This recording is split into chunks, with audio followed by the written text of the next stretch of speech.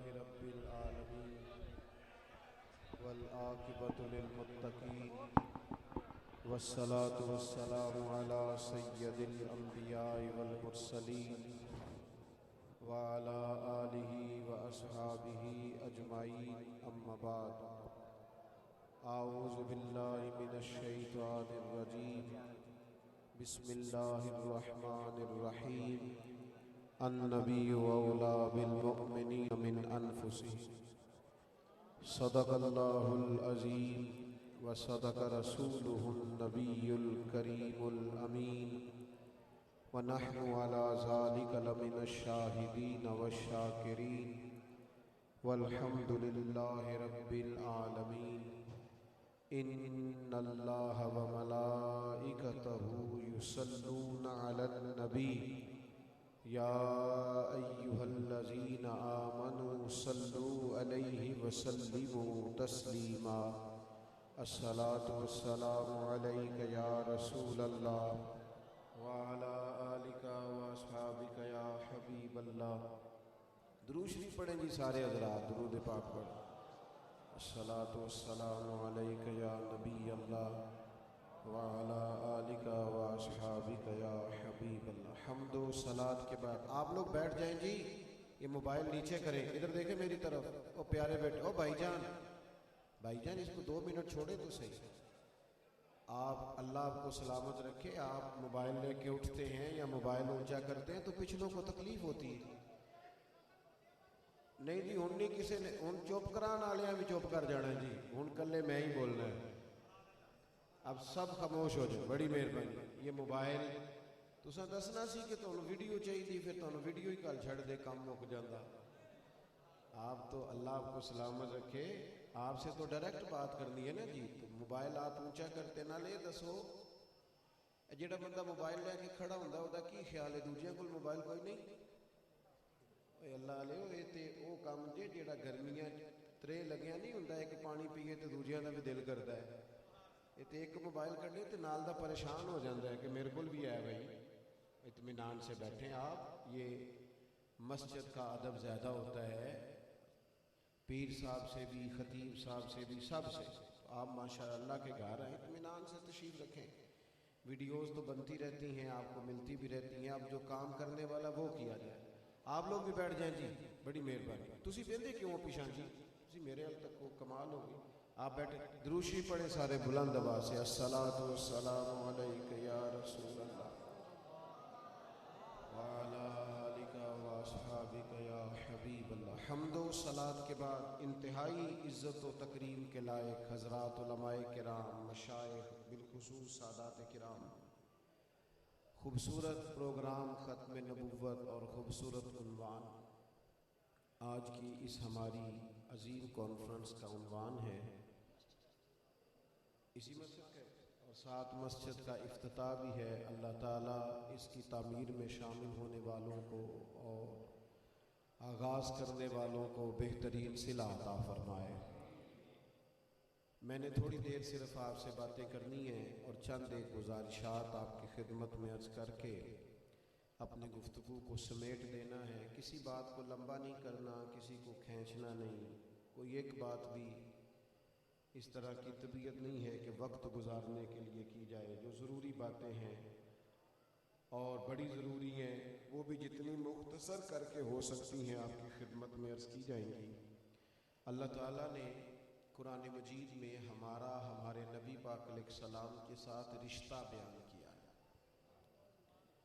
हमारे मुख्तलिफ रिश्ते अल्लाह ने बनाए हैं और हर रिश्ते की अलग से कशिश है, हर रिश्ते का अलग से दर्द है, हर रिश्ते के लिए हमारे दिलों में अलग से जज्बात हैं और हर रिश्ते का अल्लाह ताला ने हक बयान फरमाया है। आप खुद अंदाज़ा कर सकते हैं कि एक शख्स आपसे कहता है मैं तेरे बाप जैसा हूँ, तो उसकी कदर और है, लेकिन अगर सामने वालिद आ जाए तो उसकी कदर और है। हर रिश्ते की अपनी एक कशिश है, अपना एक दर्द है, अपना एक हुस्न है।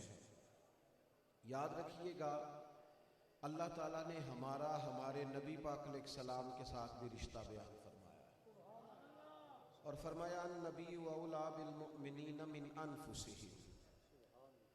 फरमाया ये जो नबी करीम अलैहिस्सलाम है ना, ये मोमिनों से उनकी जानों से भी ज़्यादा करीब है। आप कुरान मजीद की इस आयत के पस मंज़र में गौर करें, सोचें, किसी तफसीर में जाने की ज़रूरत नहीं, सिर्फ इतना गौर करें कि महबूब से हमारा रिश्ता ये है कि हमारी जान हमारे इतना करीब नहीं जितना नबी पाक हमारे करीब है।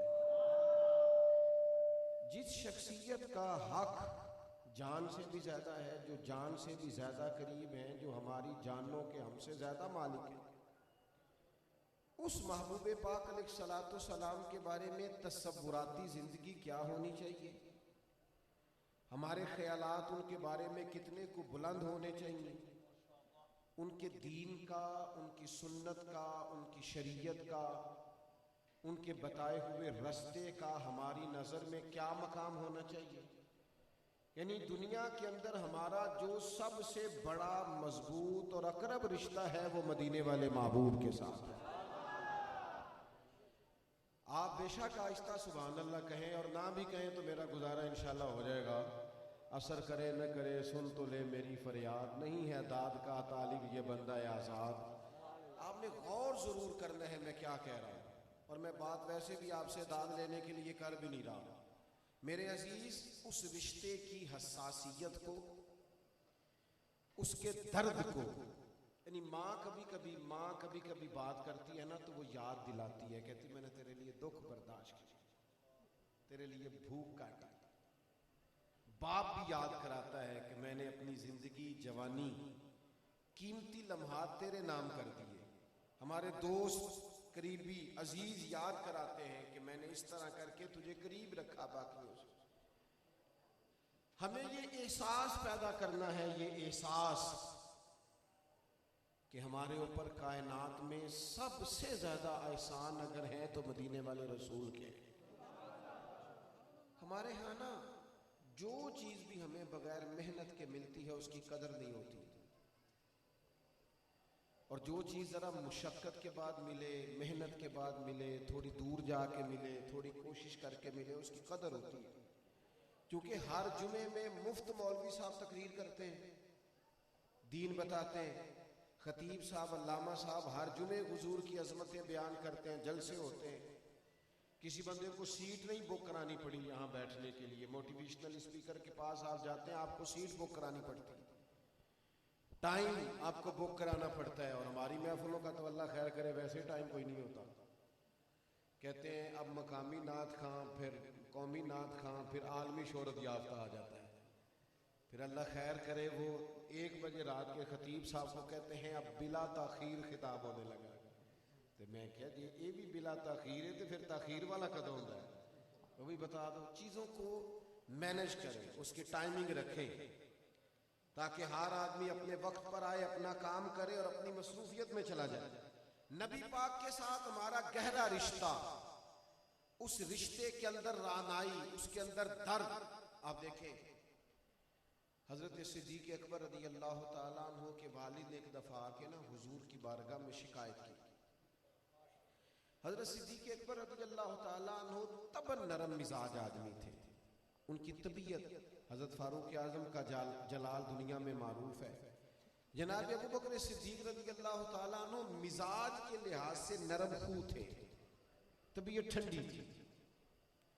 अल्लाह ने लोगों के मिजाज मुख्तलिफ बनाए होते हैं। वालिद ने आके शिकायत की, बड़ी अनोखी बात उन्होंने की। उन्होंने कहा कि आज अबू बकर सिद्दीक रज़ी अल्लाह ताला अन्हु ने मेरे मुंह पर थप्पड़ मारा है। शिकायत। अब वहां जितने लोग खड़े थे ना उस महफिल में, सब परेशान थे कि ये हो नहीं सकता। एक तो हजरत सिद्दीक अकबर वैसे ही इखलाक के लिहाज से बुलंद बाला हस्ती, और एक फिर जो आदमी मिजाजन नरम तबीयत का है, लहजा ही उसका बड़ा ठंडा है, वो किसी को थप्पड़ मारे और फिर अपने बाप को मारे, ये बात समझ में नहीं आती। हुजूर अलैहिस्सलाम ने फरमाया बुलाइए जनाब सिद्दीक को। हजरत सिद्दीक हाजिर बारगाह हो गए। करीम फरमाने लगे लोगों को तो यकीन ही नहीं आ रहा अबू बकर ये तुमने क्या किया, बाप को थप्पड़ मारा है। नौजवानों मेरी तरफ देखना। हजरत सिद्दीक अकबर ने नजर झुकाई है। फिर करीम फरमाने लगे अबू बकर बाप को मारा। फिर नजर झुका दी। करीम ने फरमाया अबू बकर बताइए ना हुआ क्या। तो जनाब सिद्दीक ने नजरें जब उठाई ना तो सारे रुखसार आंसुओं से भरे हुए थे। अर्ज की या रसूल अल्लाह, वालिद से कहें तलवार ले खंजर ले मेरे टुकड़े करें, मैं सी तक नहीं करूंगा, कट जाऊंगा बाप के हाथों, लेकिन इसे समझा दें ये आपके बारे में बात ना करें। क्योंकि अभी अबू काफा मुसलमान नहीं हुए थे, गैर मुस्लिम थे। अर्ज की या रसूल अल्लाह, इन्होंने जो कहा मैंने उम्र भर सहा, लेकिन आज इन्होंने ना आपके बारे में बात की है। हुजूर इन्होंने आपके बारे में बात की है। तन तंदूर ते हड्डियां बालन, असी हावा नाल तपाया, कप कप मुकियां पेड़े कीते ते इश्क पलेथन लाया। ये तन दा सालन ते मन दा बालन ते लून सबर दा पाया। गुलाम फरीदा मैं सारी तेरी, तेनू अजे यकीन नहीं आया। कहा या रसूल अल्लाह सल्लल्लाहु अलैहि वसल्लम ये सब कुछ करे, आपके बारे में बात ना करे। उन्होंने आज आपके बारे में बात किया। हुजूर ये तो शुक्र करे कि आज मेरे हाथ में तलवार नहीं थी, वरना जब इन्होंने बात की थी तो कसम है मुझे मैंने इनका सारी काट देना था। जब आपका रिश्ता नाजुक हो जाता है ना, वो यार इधर देखो, वो छोटे छोटे बच्चे होते थे ना गांव में, ओ भाई मैंने कहा था कमेटी वाले चुप कर जाएं, ये चुप कराने वाले चुप कर जाएं, आपकी बड़ी मेहरबानी। ते नाले हुण जेड़ा खलोता उन्हें खलोन दियो, नहीं जेड़ा बैठा उन्हें बहन दियो। आपने बड़ी छोटी तकरीर करने वाला मौलवी मंगा लिया है, और वो भी आहिस्ता आहिस्ता बोलने वाला। तो आप सारे चुप करेंगे तो फिर बात होगी। अल्लाह आपको जज़ाए खैर दे। थोड़ी बातें सुन लें, अल्लाह आपको बरकत अता करे। वैसे मेरी गुजारिश थी आप बैठ जाते तो अच्छा रहता, लेकिन देर ना करें, सोचने में टाइम ना लगा, फटाफट बैठ जाए, फटाफट जल्दी से जल्दी। मेरे अजीज अब ये क्या है, ये नजाकत है रिश्ते की कि हजरत सिद्दीक अकबर रज़ी अल्लाह तआला अन्हु जो कभी किसी मौके पर जलाल में नहीं आते, इस मौके पर वो भी जलाल में आ गए। अपनी जिंदगी में इस रिश्ते की नजाकत को समझें। आप देखें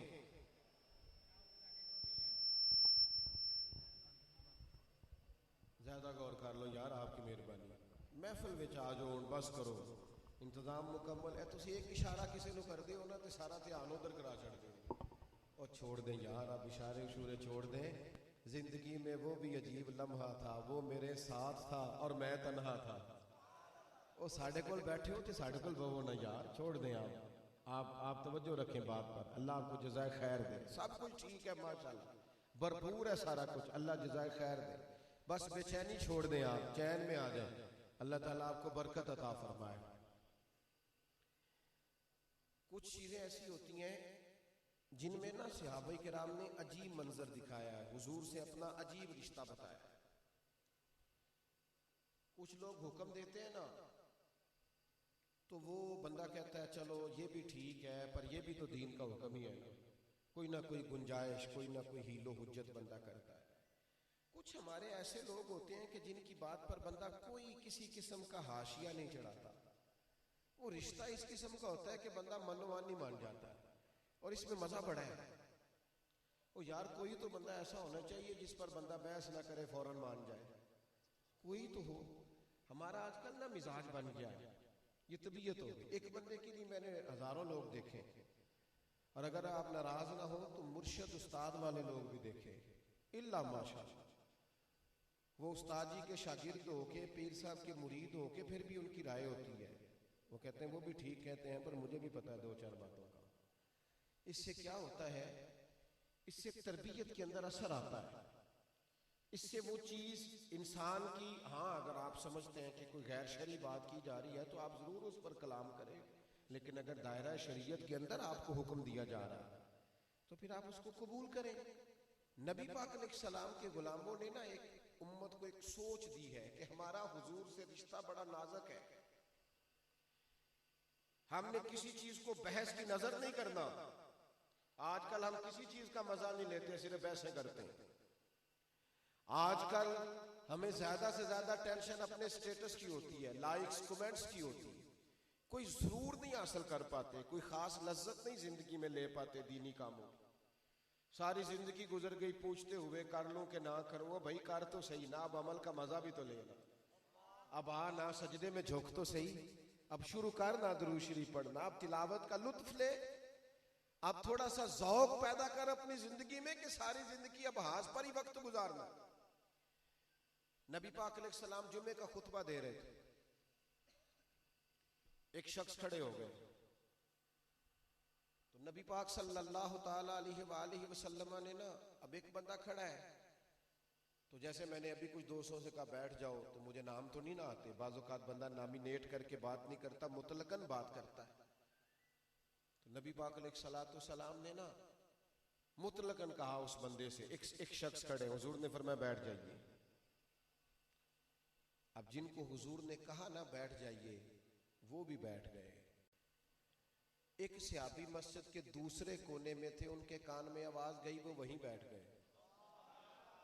एक अभी मस्जिद में दाखिल नहीं हुए थे, वो बाहर गली में थे, उनके कान में आवाज गई बैठ जाओ, तो वो वहीं बैठ गए। एक बनु गनम में थे, अभी कबीले में दूर, उनके कानों में आवाज गई बैठ जाओ, तो वो वहीं बैठ गए। जुमा खत्म हो गया। नबी पाक अलैहिस्सलातु सलाम की खिदमत में सहाबा हाजिर हैं, तो महबूब ने फरमाया आप कहाँ थे जुमे में? या रसूलल्लाह, वो आपने फरमाया था ना बैठ जाओ, तो मैं फलां कोने में था, मैं वहीं बैठ गया।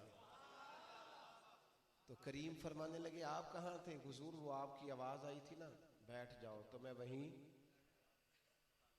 बड़े बड़े पढ़े लिखे लोग गुंजाइशें निकालते हैं, अमल नहीं करते। हुक्म होता है। नबी पाक से रिश्ता नाजुक है, जिस बात का पता चल गया उस पर अमल करो, बात खत्म हो गई। आप कहां थे? हुजूर मैं बनु गनम में था, आपकी आवाज़े करम आई बैठ जाओ, हुजूर मैं वहीं बैठ गया। करीम फरमाने लगे ना आपसे कहा, ना आपसे कहा, ना आपसे कहा, मैंने तो इनसे कहा था। अर्ज की हुजूर आपने नाम तो नहीं ना लिया। ते सानू कैद सज्जन दा गहना है, वो जिंज रखे उंज रहना है। बस आपने कहा था ना बैठ जाओ, तो हुजूर नाम तो नहीं ना लिया। तो जिसके कानों में भी आवाज आई उसने तफसील नहीं पूछी, वो तशरीह में नहीं गया, उसने हिकमतें नहीं पूछी। गुलाम जो होते हैं वो गुलामी करते हैं, वो हिकमतें गुलाम गुलामी करते हैं। गुलाम वजह नहीं पूछा करते, जी मैं दाढ़ी रखूं तो किस वजह से रखूं, तू गुलाम है, तू गुलामी कर चुप करके। मैं इमामा बांधू तो किस वजह से बांधू, तू गुलाम है। गुलाम दलीलें, आपने मुलाजम रखा हो तो आप उसे कहें जा यार 5 किलो चीनी लेके आ, तो वो आपसे पूछे करनी कीजिए। मौसम बारिश दा हो तो खराब हो जाएगी, 2.5 किलो मंगा लो, गल करन देंदे हो। तो कहते तेन जो काम किया है ना, तू ध्यान नाल काम। इमाम अहमद बिन हंबल बाजार से गुलाम खरीद के लाए, फरमाया तेरा नाम क्या है? अर्ज करने लगा हुजूर गुलामों के नाम नहीं होते, आप जिस नाम से भी पुकारेंगे मैं गुलाम जो हुआ, करनी जो गुलामी है तो मैं आ जाऊंगा। तो इमाम साहब फरमाने लगे खाएगा क्या? कहने लगा हुजूर गुलामों के नखरे नहीं होते, जो मिल गया चुप करके खा लूंगा। इमाम साहब कहते हैं मुझे वजद हो गया उसकी बातों से। सवाल जवाब हो रहे हैं, काम की बात हो रही है, काम की, और काम की बातों में वजद हो गया, मुझे रोना आ गया। मैंने उससे आखिरी बात पूछी, मैंने कहा ये कमरे हैं मेरे पास, कोई पसंद कर ले। कहने लगा सोनिया जहां इशारा करोगे ना मैं चुप करके सो जाऊंगा। इमाम साहब कहते हैं मैंने उसे कहा उठो मेरे सीने से लग, तू गुलाम बनने के नहीं, तू तो आका बनने के काबिल है, जा मैंने तुझे आजाद किया, तुझे नहीं गुलाम रखना। ओ मेरे भाई याद रखना, समझदार होना, जो गुलाम होते हैं वो गुलामी करते हैं, वैसे नहीं करते। तू और मैं जब नबी पाक के गुलाम हैं तो फिर अभी तक सोच रहे हैं नमाज शुरू करें कि ना, हलाल खाएं कि ना? अभी तक गौर कर रहे हो कि हम जनाब सुन्नत और शरीयत पर अमल करें कि यहां थोड़ा ठहर जाए। गुलाम ने गुलामी करनी है, उसने बहस अपनी जिंदगी का ये मिजाज बनाओ कि जहां हुजूर का हुक्म आ गया वहां बाकी सारी बातें खत्म हो गई। इस रिश्ते की नजाकत को समझो, इसके दर्द को समझो, इसके कैफ को समझो, इस कैफियत को समझो। मस्जिद नबवी शरीफ के अंदर कुछ दरवाजे थे, तो बहुत सारे सहाबा के दरवाजे मस्जिद के अंदर खुलते थे। एक टाइम ऐसा आया कि हुजूर ने सारे दरवाजे बंद करा दिए। फरमाया बस अबू बकर सिद्दीक का दरवाजा रहे, बाकी बंद कर दो। एक दरवाजा और खुला रहा, उस दरवाजे से औरतें आया करती थीं। नबी पाक के ज़माने में औरतें मस्जिद में आके नमाज पढ़ती, तो एक दरवाज़ा मखसूस था, यहाँ से मर्द ना आए। नबी पाक ने मना फरमा दिया, इधर से मर्द ना आए, औरतें आएंगी। जैसे रास्ता बना दिया जाता है ना मस्तूरात के लिए, यहाँ से आएंगी। हजरत उमर ने औरतों का मस्जिद में आना मना कर दिया, फरमाया ना आया। अब ज़ाहिर है जब खवातीन आती नहीं थी तो वहां से मर्द भी आने लगे। हजरत अब्दुल्ला इब्ने उमर रदी अल्लाह ताला अन्हु उस दरवाजे से गुजरा नहीं करते थे। तो लोगों ने कहा आप इस दरवाजे से क्यों नहीं गुजरते? फरमाया हुजूर ने मना किया है। तो वो कहने लगे नबी पाक ने तो मना किया था, औरतें गुजरती थी, तो अब तो नहीं ना गुजरती। फरमाया मुझे वजह का नहीं पता, मेरे नबी ने मना किया है। मैंने वजह को देखना, मैंने तो ये देखना है कि हुजूर ने फरमाया था कि इस दरवाजे से गुजरना नहीं है, लिहाजा मैंने यहां से गुजरना। अपनी जिंदगी में इस रिश्ते की नजाकत को, इसके दर्द को, इसके कैफ को हमेशा मलहूज रखें। हज़रत साहब तशरीफ ले।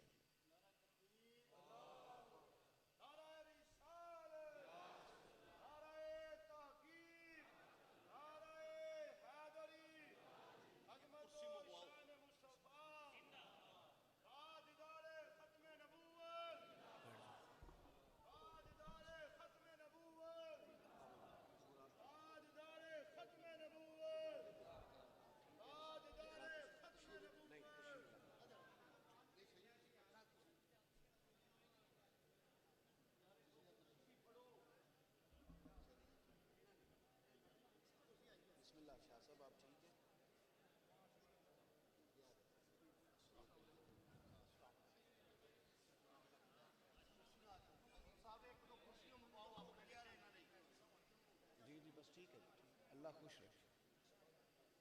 नाराए तकबीर, आवाज़े बुलंद, नाराए रिसालत, नाराए रिसालत, ताजदारे खत्म नबूवत, ताजदारे खत्म नबूवत, आस्ताना अलियालीपुर सैदा शरीफ, आस्ताना अलिया मद्दो कालमा शरीफ,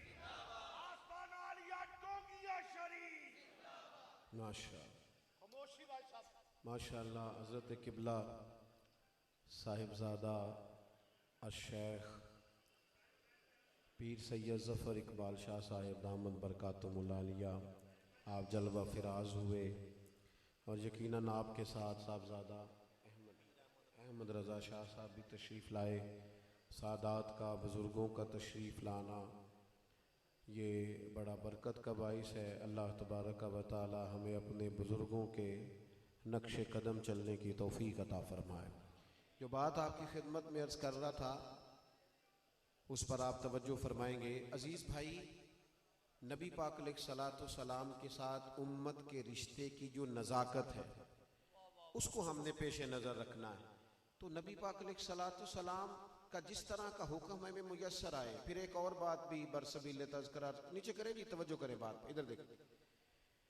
हमारे यहाँ ना लोगों ने सुन्नत शरीयत ये भी समझ ली है कि शायद 4-5 सुन्नतें हैं हुजूर की, वही हमारे लिए हुक्म है, उसी पर हमने अमल करना है। मसलन पूछा जाए फलां आदमी कैसा है तो कहते हैं सुन्नत शरीयत का पाबंद है। क्या पाबंद है? दाढ़ी शरीफ रखी हुई है, इमामा बांधता है। बिल्कुल ठीक है, ये अजीम सुन्नतें हैं रसूल पाक की, अजीम। और ये फितरी सुन्नतें हैं। आप देखें कि अल्लाह ताला ने मर्द को दाढ़ी दी नहीं, अल्लाह ताला औरत को दाढ़ी दी नहीं, अल्लाह ने मर्द को दाढ़ी दी है। और फिर आप जितनी मर्जी बड़ी दाढ़ी शरीफ रख लें, इसका कोई वजन ही नहीं होता। ये फितरी बात है, ये वजूद का हिस्सा है। अल्लाह तबारक व तआला ने इस अजीम सुन्नत में बड़ी बरकत रखी है। ये बड़ा खैर बरकत वाला मामला है। ले आए जी, माशाल्लाह ले आए।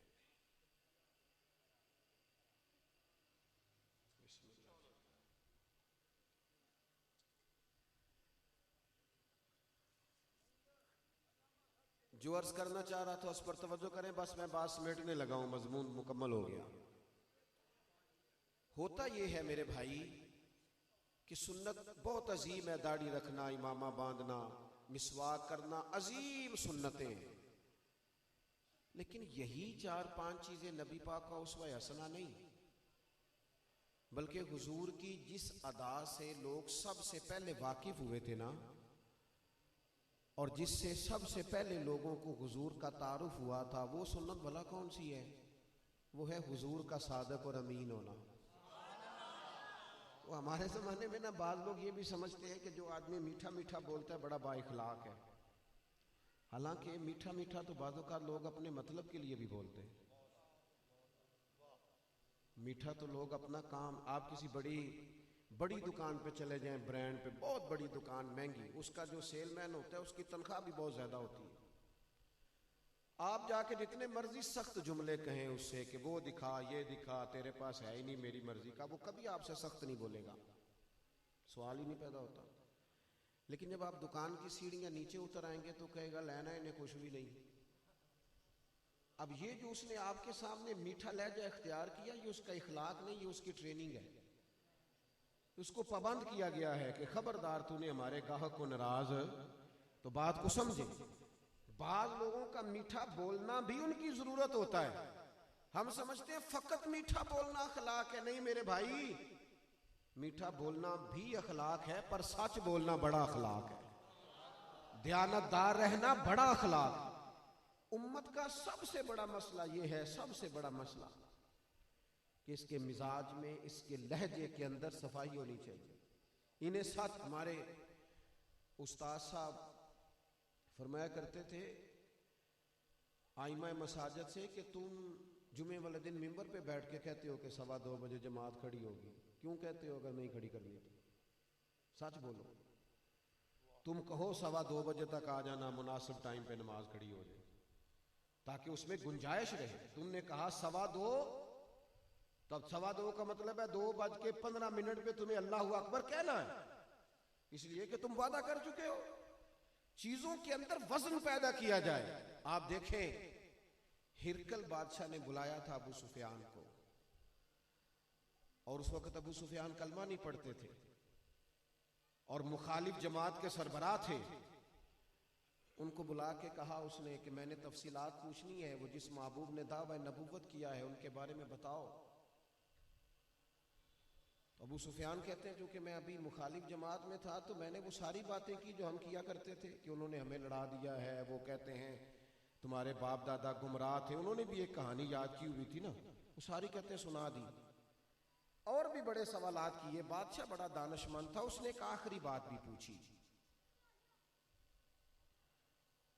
उसने कहा तू सरदार है और तूने बताया है कि तू उनका रिश्ते में चचा है, ये बता कि जिस महबूब ने दावा नबूवत किया है कभी उन्होंने झूठ भी बोला है? अब हमारे यहाँ लोग झूठ नहीं बोलते, उन्होंने झूठ का नाम बदल दिया, कहते मैं बहाना कर छड़िया सी। तूने झूठ बोला है, तू सच्ची बात कर। कहा कभी उन्होंने झूठ भी बोला है? अबू सुफियान कहते हैं मैं चुप कर गया, हाथ में छड़ी थी, मैंने समेट ली। थोड़ी देर के बाद बादशाह की फिर आवाज गूंजी, का बता ना यार, कभी उन्होंने झूठ भी बोला है? अबू सुफियान कहते हैं एक लम्हे के लिए मैंने कहा कह दो कि माज अल्लाह बोला है। फिर मैंने सोचा ये अरब की वज़ादारी के खिलाफ है, और फिर मैंने ये कहा कि यार अगर मैं कोई और बात करूं, माज अल्लाह जादूगर है, शायर है, तो शायद कोई सोचे, और हुजूर ने झूठ बोला, ये तो मानेगा ही कोई नहीं। कहने लगे मैं सोच रहा था, अपने आप से बातें कर रहा था, फैसला करना चाह रहा था। बादशाह तीसरी दफा बोला सरदार बताते क्यों नहीं? नौजवानों इधर देखना मेरी तरफ। अगर बीवी भी शौहर से ये कहे कि तू थोड़ा खर्चा दे दिया कर, वो तू एक जोड़ा ले दिया कर, मेरे साथ सच तो बोला कर, तू लाहौर जाता है तो लाहौर का बता के जाया कर, और जिसकी माँ उससे कहे कि पुत्र ना इतनी डींगे इतनी बढ़ के ना मारा कर, सच बोला कर। हमने अपना एतमाद तबाह कर लिया है, मजाक के लिए झूठ बोलते हो, लोगों को मुतमईन कर, और जितना झूठ बोलते हो उतने लोग ज्यादा गैर मुतमईन होते हैं। क्यों ऐसे काम करते हो जिससे इंसान की शख्सी वकार ही खत्म हो जाए? क्यों ऐसे झूठ बोलते हो? और हमारे यहाँ तो ये हाल है कि एमएनए का उम्मीदवार है और उसका वोटर सपोर्टर है, उसने यहाँ उसका बैज भी लगाया हुआ है और अंदर एमएनए का उम्मीदवार तकरीर कर रहा है। तो मेरे जैसे किसी बंदे ने पूछ लिया, और तेरा लीडर तकरीर कर रहा है, सुन तो सही जाके, तो कहने लगा झूठ बोल रहा है सारे, करना करना। जब कौम का ये हाल हो लीडरों के बारे में, वहां आप कहें कि इस्तेकाम आएगा, वहां मुआशी तौर पर लोग मुस्तहकम होंगे, ये कैसे हो सकता है? अबू सुफियान कहते हैं मैं मुखालिफ जमात का बंदा,